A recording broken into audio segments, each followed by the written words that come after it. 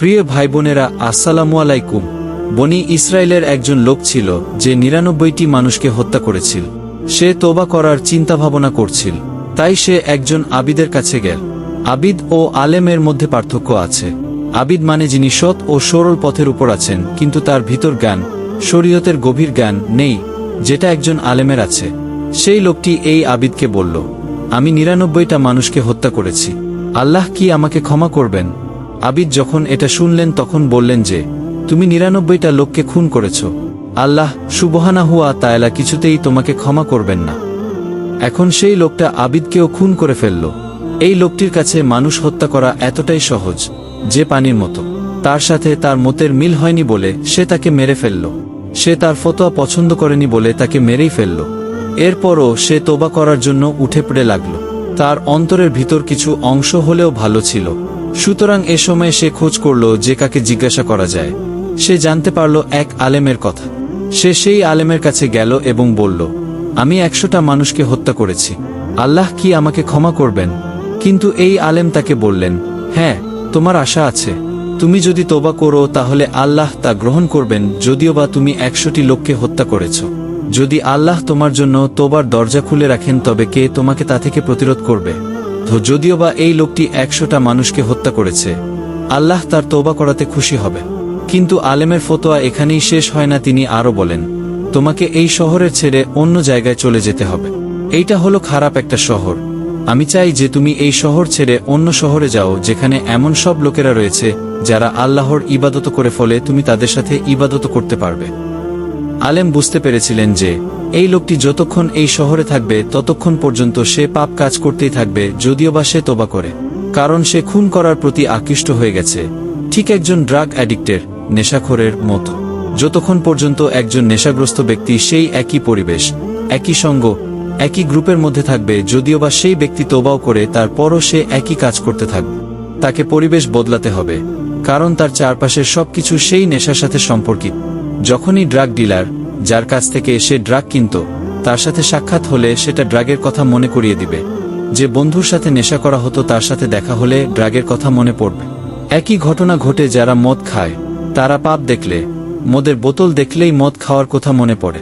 তাই এসব থেকে দূরে থাকতে হলে এরসবের পরিবেশ থেকে দূরে থাকতে হবে। সে কারণেই আলেম সেই খুনিকে বললেন তার শহর থেকে চলে গিয়ে অন্য শহরে ভালো লোকদের সাথে আল্লাহ সুবহানাহু ওয়া তাআলার ইবাদত করতে। ভালো লোকদের সংস্পর্শে থাকলে সেটা আপনাকে ভালো কাজ করতে অনুপ্রেরণা যোগাবে।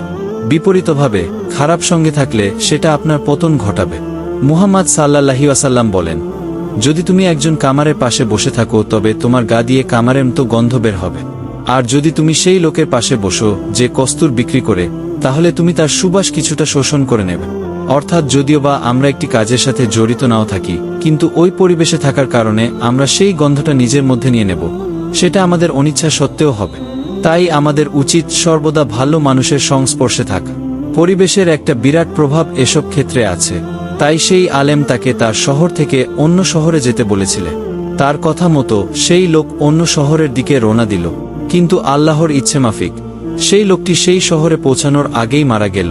যখন সে মারা গেল তখন মৃত্যুর ফেরেশতারা তার রূহ কবজ করার জন্য আসলে।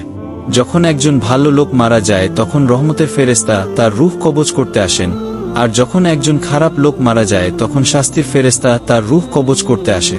কিন্তু যেহেতু এই ক্ষেত্রে পরিস্থিতি পরিষ্কার ছিল না, তাই দুই ধরনের ফেরেশতাদের দলই আসলেন তার রূহ কবজ করার জন্য, এবং সেখানে একটা বিতর্ক জন্ম নিল। শাস্তির ফেরেশতা বললেন, এই লোক আমাদের, কারণ সে এখনো তোবা করেনি বা কবুল হয়নি। তার সদিচ্ছা ছিল, কিন্তু সে সেখানে অন্য শহরে পৌঁছতে পারেনি। রহমতের ফেরেশতা বললেন, না, সে তোবা করেছে এবং সে সেই শহরে যাওয়ার জন্য রওনা দিয়ে দিয়েছে। তো দুই দলের ফেরেশতারাই বিতর্ক করছিল যে কারা সেই ব্যক্তির রূহ নিবে। তাই আল্লাহ সুবহানাহু ওয়া তাআলা এই বিতর্ক দূর করার জন্য তাদের কাছে আরেকজন ফেরেশতা পাঠালেন। তিনি তাদের বললেন, সে যেখানে মারা গিয়েছে সেখান থেকে উভয় শহরেরই দূরত্ব পরিমাপ করো। যদি তোমরা তাকে তার নিজের শহরের কাছে পাও তবে সে জাহান্নামী, আর যদি সে অন্য শহরের ভালো লোকদের নিকটবর্তী হয় তবে সে জান্নাতি। মুহাম্মদ সাল্লাল্লাহু আলাইহি ওয়াসাল্লাম বলেন, প্রকৃতপক্ষে সে নিজের শহরের নিকটবর্তী ছিল, তাহলে তার স্থান কোথায় হবে? কিন্তু মুহাম্মদ সাল্লাল্লাহু আলাইহি ওয়াসাল্লাম বলেন, আল্লাহ সুবহানাহু ওয়া তাআলা জমিনকে নির্দেশ দেন, তার লোকটা এবং তার নিজের শহরের মধ্যকার দূরত্বকে বিস্তৃত করার এবং তার লোকটা ও অন্য শহর ভালো লোকদের মধ্যকার দূরত্বকে সংকুচিত করার। অর্থাৎ তার দেহ মনে হবে ভালো শহরের কাছে, কিন্তু সে মারা গেছে নিজের শহরের কাছে। যখন ফেরেশতারা মাপতে আসলেন তখন তারা সেই ব্যক্তিকে অন্য শহরের ভালো লোকদের দিকে নিকটবর্তী রূপে পেলেন এবং আল্লাহ সুবহানাহু ওয়া তাআলা তাকে ক্ষমা করলেন এবং তাকে জান্নাতবাসী করলেন। সুবহানাল্লাহ। আল্লাহ যদি চাইতেন তাহলে তিনি ওই ব্যক্তিকে ভালো শহরের নিকটে মৃত্যু দিতে পারতেন, কিন্তু তিনি তা করেননি। তিনি কেন তাকে তার নিজের শহরের দিকে বেশি নিকটবর্তী করে মৃত্যু দিলেন? কারণ তিনি আমাদের দেখাতে চেয়েছেন যে তিনি কতটা আগ্রহের সাথে ওই ব্যক্তিকে ক্ষমা করতে চান। আমাদের শুধু আল্লাহ সুবহানাহু ওয়া তাআলার কাছে ক্ষমা চাইতে হবে, তোবা করতে হবে, কিন্তু সেই তোবা হতে হবে মন থেকে, পুনরায় সেই পাপ না করার দৃঢ়তা নিয়ে। আল্লাহ আমাদেরকে সঠিক পথে রাখুন, আমিন। যাদের এই গল্পটি ভালো লেগেছে তারা আমাদের এই ভিডিওটি লাইক করে চ্যানেলটি সাবস্ক্রাইব করতে পারেন। দেখা হবে পরবর্তী কোনো গল্পে। আসসালামু আলাইকুম।